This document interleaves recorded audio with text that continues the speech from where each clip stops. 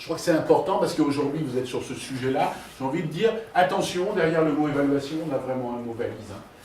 Et on parle de choses différentes. Il y a toute la partie de l'évaluation des compétences des élèves, c'est ce que Jean-Antibi évoquait tout à l'heure, qui ne fait pas partie des choses que nous, on travaille dans la classe, mais qu'on travaille selon un certain nombre de principes scientifiques, de principes internationaux. Donc j'entendais tout à l'heure Jean-Antibi mettre en question éventuellement la valeur des évaluations internationales. J'ai envie de dire, je suis parfaitement d'accord avec lui. En particulier, nous, ce qu'on dit toujours, c'est qu'une évaluation ne veut rien dire. Et que c'est la combinaison de plusieurs évaluations qui, à un moment, nous dit des choses sur un système éducatif. C'est pas une seule, toute seule, parce que une évaluation, ça n'évalue que ce que ça a regardé. Et en général, ça ne regarde pas tout. Je prends un exemple, on a beaucoup parlé ces derniers mois d'une évaluation sur la lecture, la compréhension de l'écrit, qui s'appelle PEARLS, qui a lieu dans le premier degré. Les résultats étaient plutôt décevants, c'est le moins qu'on puisse dire pour la France.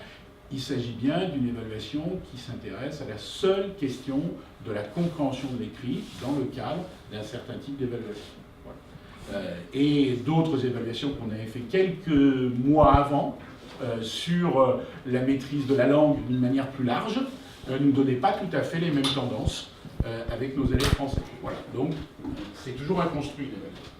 Et puis il y a la question de l'évaluation des établissements, je l'évoquais tout à l'heure, puis ce sera, on le sait, un des sujets du ministre. L'évaluation du système éducatif, je pourrais citer comme exemple ce qu'on essaye de faire, j'espère qu'on va le réussir correctement, pour essayer d'évaluer l'impact du dédoublement des CP, par exemple.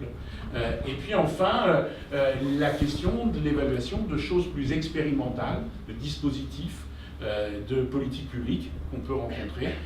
C'est ce qu'on fait, on publiera dans quelques semaines une évaluation sur plus de mètres que de classe, telle qu'on a pu l'évaluer sur 2 grands départements français. Et puis on a produit un certain nombre de choses ces dernières années sur le numérique, sur les parcours d'orientation, sur les rythmes scolaires, etc.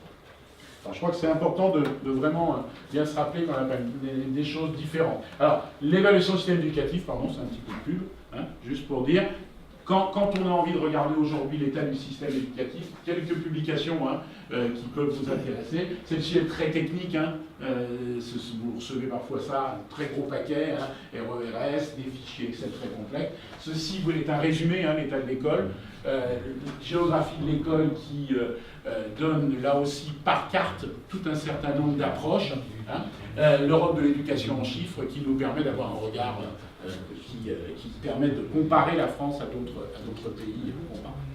Alors, les politiques publiques, je le disais, c'est une des choses qu'on a à faire, nous, à l'ADEPE, et pour cela, on se pose cette question finalement. Qu'est-ce qui serait passé si une mesure n'avait pas été mise en œuvre? Et donc, qu'est-ce qu'on a comme capacité à mesurer l'effet d'une politique publique? C'est assez limité dans la base de départ, parce que pour pouvoir faire ça, il faut soit avoir mesuré avant que la mesure se mette en place, soit être en capacité de mesurer sur des territoires, des endroits où on met la mesure et des endroits où on ne met pas la mesure. Ce qui est une chose qui est en France, quelque chose qui est assez peu inscrit dans notre culture. Aujourd'hui, quand on travaille avec un certain nombre de chercheurs, ils nous demandent systématiquement de faire de la randomisation, comme on dit. C'est-à-dire que eux, ce qu'ils voudraient, c'est qu'on prenne 200 reps plus, et qu'on tire au hasard 100 d'entre eux pour dire vous avez le droit au dédoublement et 100 autres, vous n'y avez pas le droit. Et on regarde ce qui se passe. On sait bien que ça, sur le terrain, ensuite, un peu compliqué à expliquer, un peu compliqué à faire passer, c'est même pratiquement impossible à faire passer dans un certain nombre de pays. Voilà. Donc, il faut qu'on trouve des moyens de fabriquer ce qu'on appelle, nous, un contrefactuel, quelque chose qui nous permet de comparer. Donc, soit c'est dans le temps, on a pu mesurer avant que la mesure se mette en place, soit c'est au même moment, et on essaie de trouver des échantillons qui vont être comparables et qui vont nous permettre de comparer, c'est le cas de le dire, les choses. C'est le cas en particulier CP du doublé, c'est le cas du plan numérique, j'y reviendrai tout à l'heure, où on a essayé d'avoir cette approche-là. Alors, je vous le disais, les indicateurs de valeur ajoutée, j'insiste pas sur les établissements, peut-être plus central, bien entendu, dans l'activité de l'ADEPE et plus dans votre escarcelle de choses que vous voyez passer, que vous récupérez, que vous mettez en œuvre. C'est l'ensemble des évaluations élèves. Alors, juste comme ça, un petit article qui avait été fait sur l'histoire des évaluations standardisées en France, qui montrait qu'on avait eu de ce point de vue-là une politique extrêmement fluctuante dans notre pays, entre des moments où on a souhaité avoir des évaluations exhaustives, certains d'entre vous se rappellent, les évaluations d'entrée en seconde, l'évaluation d'entrée en sixième, qui est de la fin des années 90, etc., ou des moments où on n'a plus voulu en avoir, des moments où on a considéré qu'on faisait des évaluations diagnostiques, d'autres où on s'est lancé dans l'idée d'avoir des évaluations dites bilan. Et tout ça a fait une histoire assez complexe, assez polémique. Aujourd'hui, nous, on essaye de trouver une bonne définition. Et pour tout dire, on n'est pas tout à fait nécessairement si à l'aise que ça. Parfois, je vais y revenir. Alors, aujourd'hui, qu'est-ce qu'on essaye de dire? On essaye de dire que lorsqu'on évalue les compétences des élèves, on a envie que ça puisse servir éventuellement à trois choses, tout en sachant que parfois, c'est difficile avec la même évaluation de servir les différents objectifs. Le premier, c'est qu'on a envie que pour l'enseignant dans sa classe, une évaluation elle puisse servir à infléchir sa politique pédagogique, sa stratégie pédagogique, savoir où en sont les élèves, etc. etc. C'est une demande forte des enseignants qui, lorsqu'on leur propose une évaluation en classe, à la limite disent « moi je veux bien la faire passer, mais si je vais pouvoir m'en servir après, parce que sinon, faire passer des évaluations pour faire plaisir au ministère, on ne voit pas pourquoi. » En même temps, on a aujourd'hui une demande croissante des cadres de proximité, qu'il s'agisse des niveaux académiques, des niveaux départementaux, des réseaux, des bassins, d'avoir des outils pour savoir où en sont les élèves et comment évoluent leurs compétences. De ce point de vue-là, on a mis en place cette année une évaluation à l'entrée en sixième. On savait depuis des années, aussi bien les inspecteurs d'éducation nationale que les principaux de collège voulaient retrouver quelque chose qui donne ce qu'on appelle un niveau d'entrée à l'entrée du collège pour avoir des repères. Donc il y a cette demande-là forte, et puis bien entendu, il y a la demande du ministre et de ses équipes d'avoir des instruments qui permettent d'évaluer au niveau national où on en est, en sachant que, pour être clair, nous n'avons pas besoin, pour fournir au ministre ce type de choses, d'interroger tous les élèves de France. On n'a pas besoin de faire passer une évaluation pour les élèves de 6e pour dire quel est le niveau aujourd'hui des élèves de 6e par rapport à un certain nombre de repères référentiels. Il nous suffit d'un bon échantillon avec 70, 80 000 élèves en France. On sait faire ça sans problème et on corrige tous les défauts et tous les biais possibles. Par contre, si on veut que ça fournisse à l'ensemble des enseignants, on est bien sur une logique exhaustive. Alors, c'était un tout petit peu le point aujourd'hui que vous souhaitez qu'on aborde un peu. On est bien sur une logique, on va voir, où on a développé de plus en plus le numérique. Alors, pardon, ça fait un peu techno, mon machin, là. Un petit portrait, je vais revenir de qu'est-ce qu'aujourd'hui on fait comme type d'enquête, parce que ça explique à la fois pourquoi on passe beaucoup de temps à solliciter le terrain, et en même temps pourquoi il nous semble qu'on peut fournir, en termes d'outils de pilotage, aujourd'hui des choses relativement précises. Alors, d'abord, il y a, depuis 2003, donc, une série d'évaluations qui sont très disciplinaires, vous voyez, sur ces 5 domaines. Tous les ans, un champ est travaillé, et il est travaillé à chaque fois, niveau école, niveau collège, et on a de ce fait des séries historiques sur scène.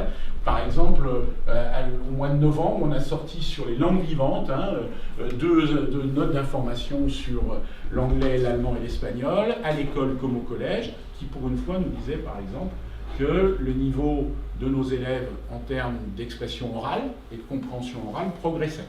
Et progressait de manière relativement significative dans le domaine des langues vivantes. On verra s'il en est année après année sur l'ensemble de cela. Alors ici, on évalue également, et là vous comprendrez tout de suite parce que vous êtes des experts du système, qu'on est en difficulté, on évalue depuis 2014 les compétences du socle commun. C'est une demande du Parlement, sauf que comme les paliers du socle ont bougé, eh ben aujourd'hui, on n'a plus de repères. C'est-à-dire que ce qu'on va évaluer cette année ne sont pas les mêmes niveaux que ceux qu'on a évalués en 2014. Ce qui veut dire que là, en termes de série historique, eh ben, on ne pourra pas dire grand-chose. Mais on est dans une réponse, là en l'occurrence, dans le cadre de la LOLF, à la demande du Parlement. Par contre, ce qu'on fait, c'est que du coup, on essaye d'aller plus loin sur l'exploration de notre capacité à évaluer les compétences des élèves dans des domaines un peu moins scolaires que dans nos évaluations CEDRE par exemple. En particulier, on s'intéresse à la question de la créativité, de la collaboration, de l'esprit critique, et on essaie de voir comment on pourrait évaluer nos élèves dans ces domaines-là, dans les dimensions socio-cognitives, sur la motivation, etc. Un outil qui est moins connu que la DEC utilise, c'est celui des panels. Il faut savoir qu'on a donc en 2007 et en 2011 fabriqué un panel d'élèves. Un panel d'élèves, ça dépend lesquels, mais ça fait entre 15 et 20 000 élèves que tous les ans, on réinterroge. Quel que soit l'endroit où ils se trouvent dans le système éducatif. C'est comme ça que dans les établissements scolaires arrive bizarrement parfois une évaluation pour un élève. On se demande bien qu'est-ce qui est passé par la tête de la DEP à faire ça. C'est tout simplement parce que quand on fait notre panel, on est parti, on avait nos élèves, à l'époque par exemple, sur notre panel de CP, ils devaient être, je crois, dans 600 écoles. Aujourd'hui, ils sont dans plus de 3000 écoles. Parce qu'ils se sont dispersés, ils sont partis un peu partout, ils sont en 5e aujourd'hui, et donc aujourd'hui on les a perdus, on les a, et du coup on les raccroche individuellement. Vous imaginez, c'est un travail de fourmi, tous les ans on va, parce qu'on en perd, alors on téléphone, on appelle, on cherche, etc. etc. L'intérêt des panels, c'est que c'est du vrai, entre guillemets, on suit de l'individu, et ça nous permet de travailler sur autre chose que les compétences scolaire en tant que tel. On interroge les familles sur leur mode de vie, l'évolution de la structure familiale, les déménagements, etc., etc. Ça permet les chercheurs, par exemple, de s'interroger sur est-ce qu'un divorce a une influence sur la réussite scolaire, est-ce qu'un déménagement a une influence sur la réussite ou pas des élèves, est-ce que la naissance d'un enfant dans une famille va influer sur le parcours d'un élève, etc., etc. Voilà. Donc ces deux panels sont extrêmement précieux, et pour le panel donc, qui était rentré en 2007, donc en 6e, vous faites un rapide calcul et vous voyez qu'ils ne sont plus, sauf exception, actuellement dans le système secondaire, ils sont partis dans le supérieur, une partie d'entre eux sont même en train d'entrer dans l'emploi, et donc on pourra, sur un panel d'un peu plus de 15 000 élèves, un jour, dans les années qui viennent, dans 2 ans à peu près, décrire quelle est l'insertion dans le monde du travail de jeunes qui, en 6e, en 2007, avaient tel type de résultats, à des évaluations par exemple, ou tel contexte. Et puis, on a mis en place un panel sur les élèves en situation de handicap, de la même manière. Alors ça veut dire là aussi qu'on les suit en panel, ce qui veut dire qu'on va aller demander à un collège, à une école, à un moment, de faire passer une petite évaluation.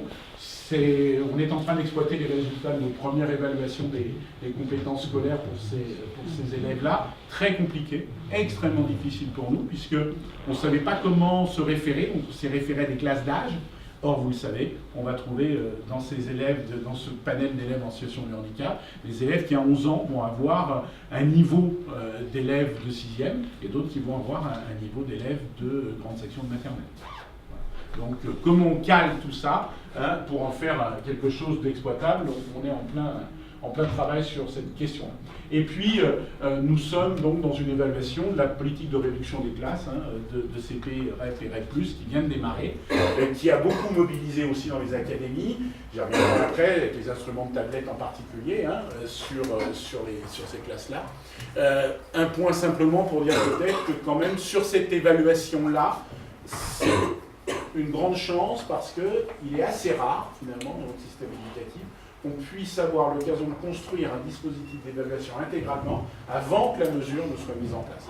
La grande spécialité, vous la connaissez tous dans vos responsabilités, c'est qu'en général, on s'interroge sur l'évaluation d'une action au moment où on doit en faire le bilan et au moment où éventuellement on doit envisager son renouvellement. Et comme on n'a pas pris les éléments d'évaluation au départ, on a tous été les uns et les autres confrontés à cette difficulté-là. Voilà. Donc j'y reviendrai ainsi certaines des questions, bien sûr. Un portrait très rapide de ce que la DEP mène en termes d'évaluation internationale. Là aussi, ça mobilise les établissements, les académies. Donc 4 grandes opérations avec 2 opérateurs principaux, l'OCDE et l'IEA, qui est une association internationale d'évaluation. Donc PISA, que tout le monde connaît. dont la session 2018 va se passer au mois de mai, là, qui va concerner une majeure autour de la maîtrise de la langue. Et donc, là, on est sur une approche, c'est important si on veut essayer de comprendre la différence, une approche par l'âge. On fait passer les élèves de 15 ans en évaluation, quel que soit l'endroit où ils se trouvent dans le système éducatif, ce qui veut dire que pour la France, on fait passer essentiellement des élèves de seconde, quelques élèves de première et des élèves qui ont du retard et qui sont encore en troisième. Hein.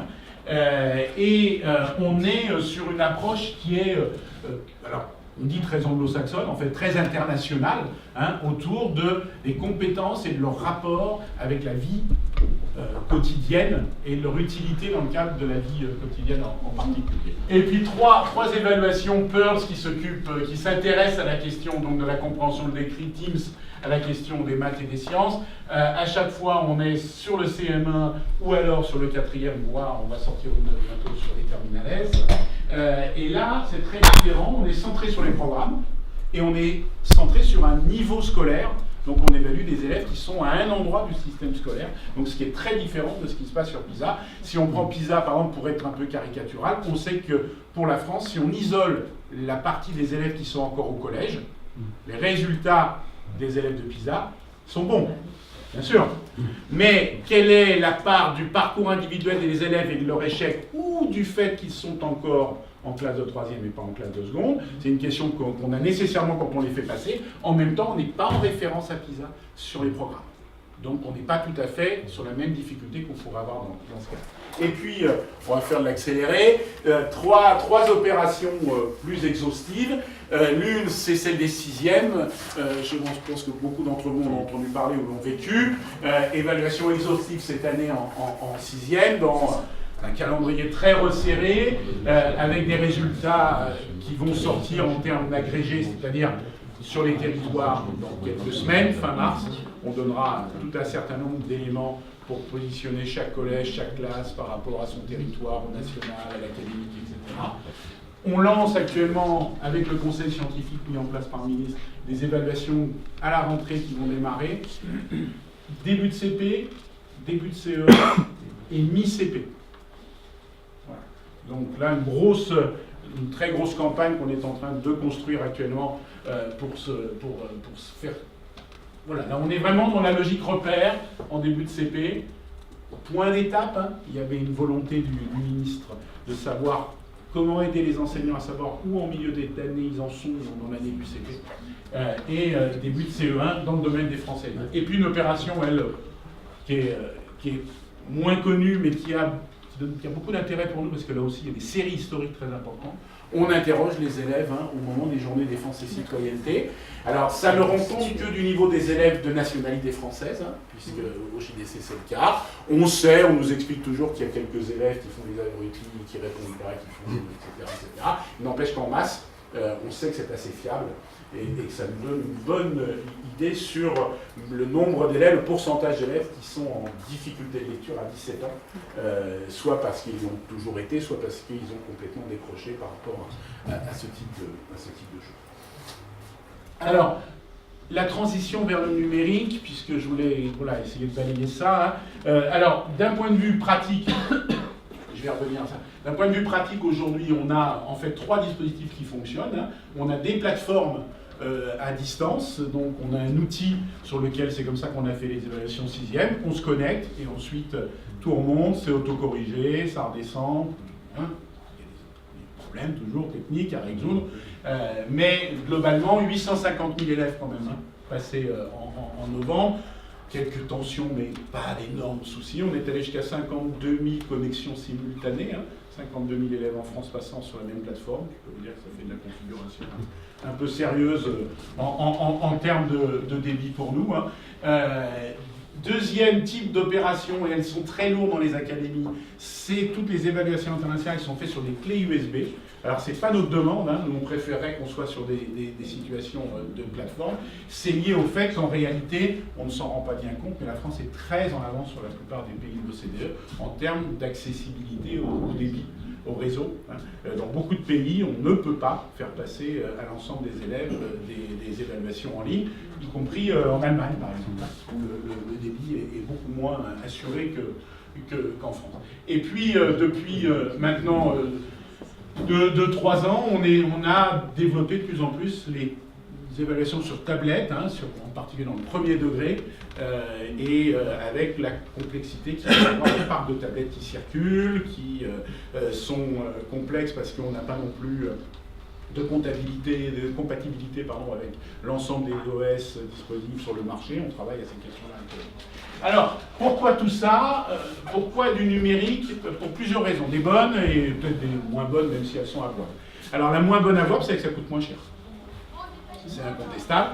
Une évaluation papier à l'ancienne, hein, vous vous rappelez, les livrets qui arrivaient dans chaque collège, dans chaque école, etc., c'est 8 € par élève. Donc le calcul, 800 000 élèves par génération. Hein.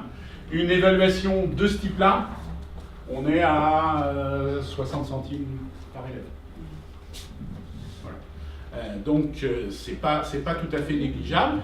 Il y a derrière aussi d'autres avantages, on le voit bien, hein, pour un certain nombre de ces évaluations, il n'y a plus de correction enseignant. Hein. Voilà. Même si ça ne couvre pas tout, on ne peut pas tout couvrir aujourd'hui.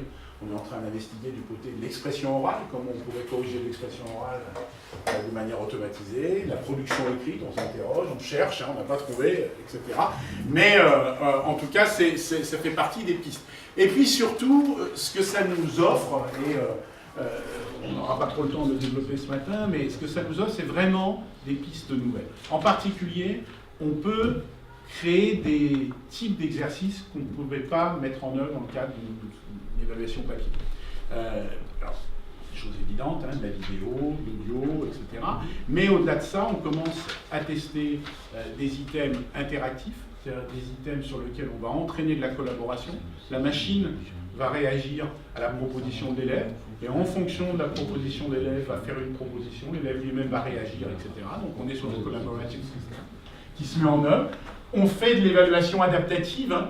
C'est quelque chose que sur les 6e on a fait cette année. C'est-à-dire il y a ce qu'on appelle un starter, on fait une batterie d'exercices, et si l'élève a réussi de manière satisfaisante, il va monter sur un bloc d'exercice plus difficile. Si ce n'est pas le cas, il va descendre sur un bloc d'exercice un peu plus simple. Éventuellement, on recroise derrière. Alors, on ne l'a pas fait en 6e parce qu'on n'a pas eu le temps, mais on peut faire ça et repartir. Celui qui a fait du plus, on continue vers le plus, ou on va redescendre un petit coup, etc.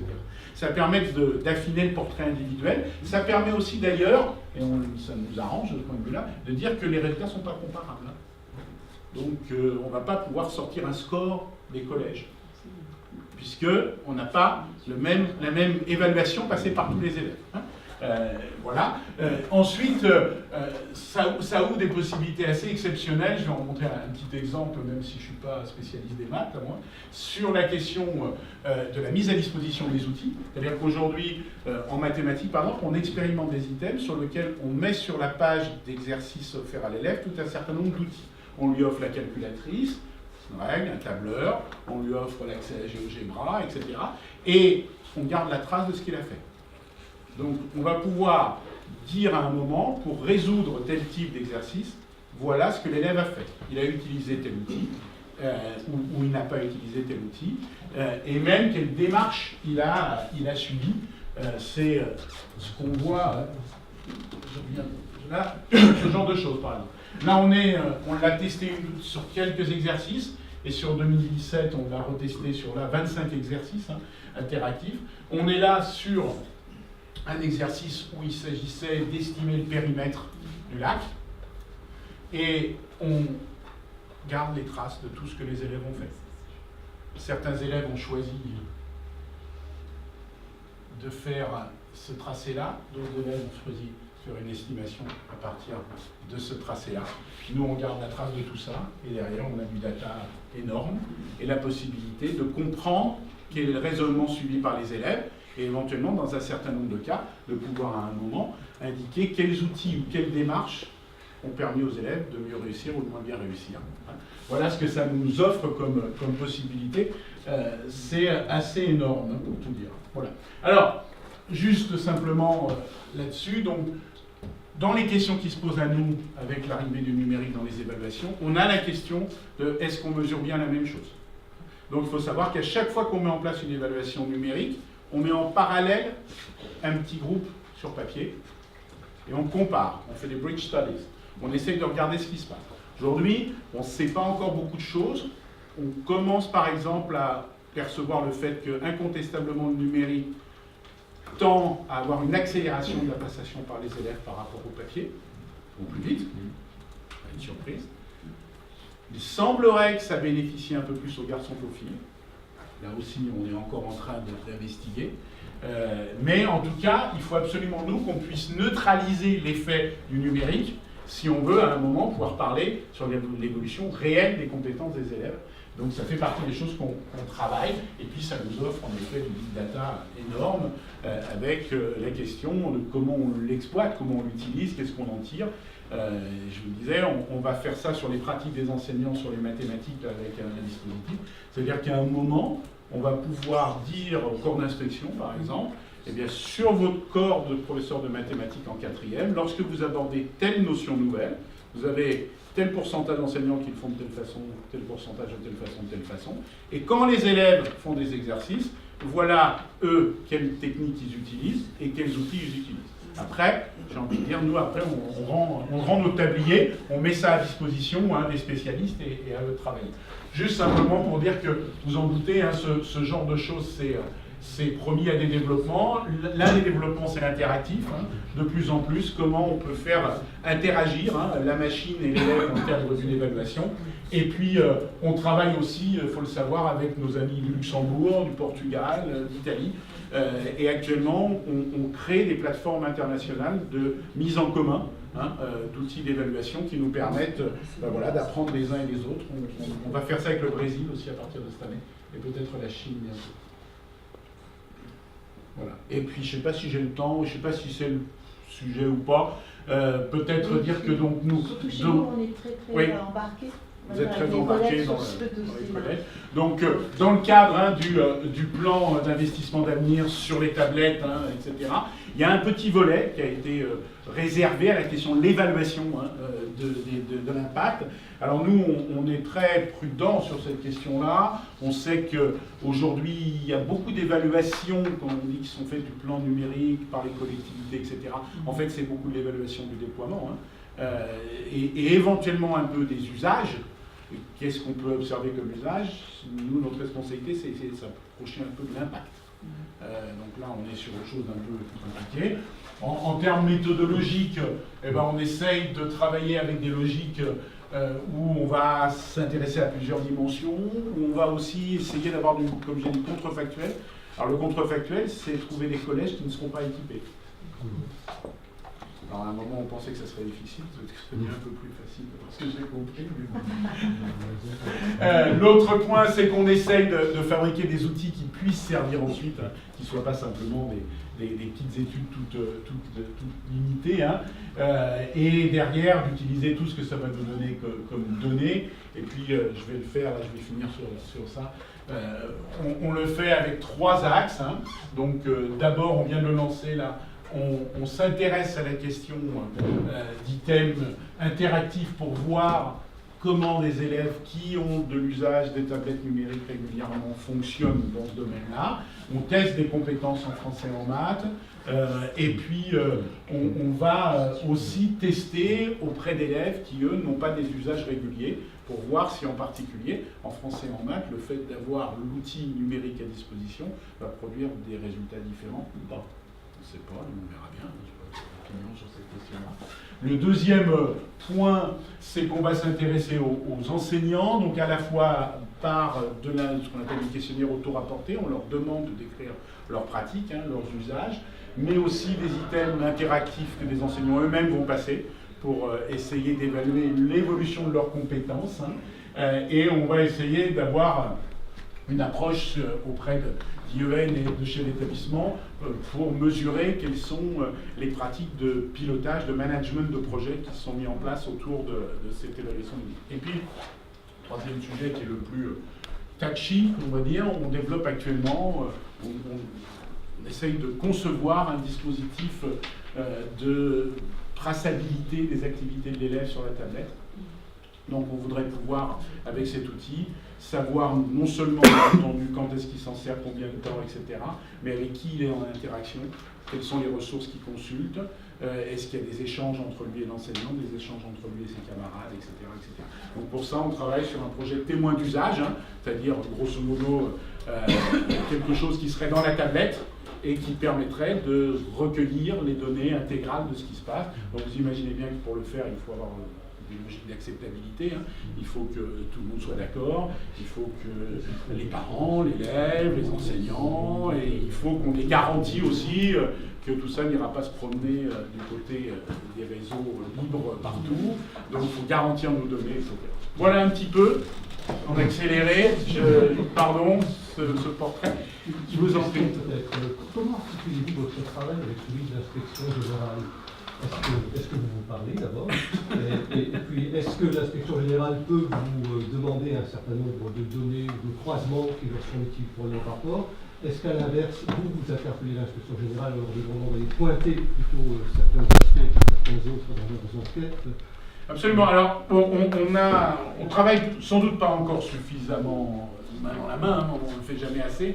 Alors, il y a plusieurs choses. D'abord, on travaille avec l'inspection générale autour des conceptions d'évaluation. C'est-à-dire qu'on a des groupes de concepteurs. Il faut savoir que tous les gens qui fabriquent les évaluations sont des enseignants, hein, des inspecteurs, et il y a des inspecteurs généraux qui nous accompagnent dans ces démarches-là. Nous, on n'est pas pédagogues au départ. Oui, à votre égard, vous avez les mêmes préoccupations. Oui, exactement. Donc ça, c'est le premier point. Hein. Ensuite, on est sur, vous le voyez, un certain nombre de préoccupations autour des pratiques enseignantes, avec l'intérêt clairement du côté des corps d'inspection, hein, pour avoir des outils à travers ce qu'on va pouvoir relever. Je prends un exemple parce qu'il me semble assez typique. On peut s'interroger parfois sur qu'est-ce qu'un questionnaire rempli par un enseignant nous apporte. D'abord, on voit que les enseignants répondent avec beaucoup d'honnêteté ça nous permet de, me semble-t-il, avoir des petites traces. Je prends un exemple, on a interrogé de nombreux enseignants dans le cadre du dispositif plus de maîtres que de classe, à la fois des enseignants de la classe et ceux qui faisaient plus de maîtres, et on les a interrogés sur leur pratique. Et dans leur pratique, on a eu une grande surprise, on va les développer ces analyses dans les semaines qui viennent. On leur a demandé, par exemple, en termes de pratique, des choses assez simples. Hein. Est-ce que vous répétez les consignes aux élèves lorsqu'ils n'ont pas bien compris? Réponse 95% des enseignants, oui, toujours. Etc. Et puis, on est arrivé comme ça à leur faire décrire des choses, et ensuite on est arrivé à la question de l'explicitation. C'est-à-dire, est-ce que vous rendez explicite les objectifs de la séance, les objectifs du période, etc. Réponse majoritaire, absolument pas. Et c'est eux qui le disent, c'est pas nous, hein, on ne l'observe pas, etc. Donc on se dit, tiens, voilà, pour, là en l'occurrence les inspecteurs de l'éducation nationale, il y a quelque chose qui peut être intéressant. Si on prend la question de Pearls, dans Pearls, ce qui est peut-être le plus passionnant au-delà des résultats des élèves, c'est ce que les enseignants nous disent sur leur pratique. Ils nous disent par exemple qu'ils font beaucoup moins que leurs collègues des autres pays européens de rapport entre l'écrit et sa compréhension et des lectures autres, la vie quotidienne, des événements qui sont produits dans la classe ou dans la vie de l'élève. Beaucoup moins que les autres. Et ça, c'est les enseignants eux-mêmes qui le disent. Hein. Et donc à travers ça, les corps d'inspection, je pense, disposent d'outils qui leur permettent d'approcher un peu mieux les choses. Et puis, vous vous en doutez, hein, sur toutes les évaluations exhaustives, hein, il est clair que nous, ce qu'on souhaite, et là, cette année était une année un peu accélérée avec l'arrivée du ministre, mais ce qu'on souhaite, bien entendu, c'est que les corps d'inspection, d'une manière générale, l'inspection générale et les IAIPR dans leur ensemble, les IEN également, fournissent l'accompagnement aux enseignants post-évaluation, parce que ça ne sert à rien de donner aux enseignants un constat comme quoi il a X% de ses élèves qui est en difficulté sur tel sujet, et derrière, on n'offre pas les pistes pédagogiques pour l'aider à accompagner ses élèves. Et ça, nous, on ne sait pas faire. Nous ne sommes que des statisticiens qui faisons des constats. Et après, derrière, les cadres doivent prendre le relais. Voilà. Je ne sais pas si, pardon, c'est un peu rapide, dense. Voilà. Vous me dites, hein, si vous avez des questions, il y aura une buffet aussi.